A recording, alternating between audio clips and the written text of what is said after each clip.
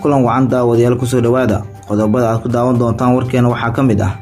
madaxweynaha Soomaaliya oo mar labaad hanjabaad culus u diray al-shabaab iyo baaq ku aadan la dagaalankooda u jeediyay shacabka iyo Dabageed madaxweyne ku-xigeenka Hirshabelle oo weerar afka ah ku qaaday mas'uuliyiin ka tirsan dowladda federaalka ah ee Soomaaliya isagoo soo bandhigay xogo la yaab leh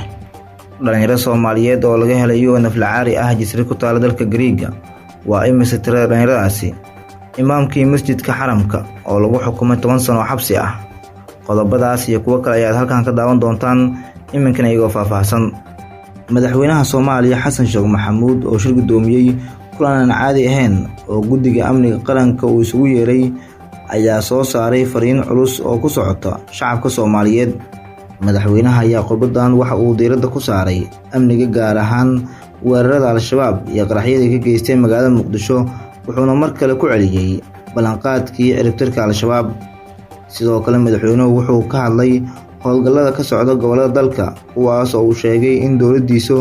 ay awoodda isugu geysay ama isugu geey doonto la dagaalanka al-shabaab Xasan Sheekh Maxamuud waxa uu xusay inuu aad ugu dheregsan yahay dhibaatada al-shabaab ku hayaan shacabka Soomaaliyeed wuxuuna mar labaad ku hanjabay in laga ciribtirayo dalka oo dhan dadka Soomaaliyeed oo walaalayaal markaan xafiiska imiday waxaan ballan qaaday in shabaab dagaal lagu ciribtirayo lagu qaadi doono sababtoo ah khawaarij daawo aan ahayn in la tirtiro ma laha dagaalkaas waa socdaa guulo la taaban karo ayaana laga gaaray gaar ahaan deegaanada Galmudug Koonfur Galbeed iyo Hirshabelle dadka Soomaaliyeed argagixisadu dagaal kula ma jirto dowlad danna kama laha waxaa mabda u ah cabsi gelinta bahdilka iyo gumaadka shacabka oo ay u dheer tahay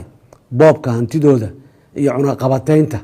abriyada gargaarka u baahan markana madaxweyne ku-xigeenka maamulka Hirshabelle Yuusuf Axmed Hagar Dabageed ayaa weerar afka ah ku qaaday siyaasiyiinta reer Hiiraan ee ka tirsan dowladda federaalka ah ee Soomaaliya kuwaas oo faragelin ku haya maamulkiisa Dabageed ayaa sheegay in siyaasiyiintaas oo ay ku jiraan wasiiro reer Hiiraan ah ama ku matala dowladda federaalka ah ee Soomaaliya kuwaas oo sida uu sheegay toos ula macaamila ugaasyada iyo odayaasha dhaqanka gobolka Hiiraan Dabageed ayaa xildhibaanada dowladda federaalka ah ku matala Hirshabelle waxa uu ka codsaday inay ka hor yimaadaan wixii faragelin ku ah maamulka ee siyaasiyiinta kale ee ku hayaan siyaasiyiinta ayuu sheegay inay is hayaan wuxuuna soo jeediyay inay ka wada hadlaan waxa ay isku hayaan maadaama ay isku qabiil yihiin 7 qof oo dhalinyaro Soomaaliyeed ah ayaa la helay xilli xaaladooda ay gaartay in biyo lagu dhibciyo kuwaas oo la ku galay jasiiradda Joyce ee dalka Greega xilli ay UNF Lacaari ahaayeen isla markaana cuntadii iyo biyihii ay ka go'een muuqaal lagu baahiyay bogga for refugees ayaa muujinaya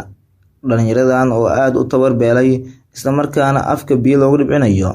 iyagoo codsanaya in la badbaadiyo hay'adda for refugees ayaa sheegtay in booliiska Greega ay soo heleen 7 qof oo ka mid ah dhalinyaradani oo ka koobnaa 30 qof waxaana maqan 23 kale oo Soomaali ah dhammaantood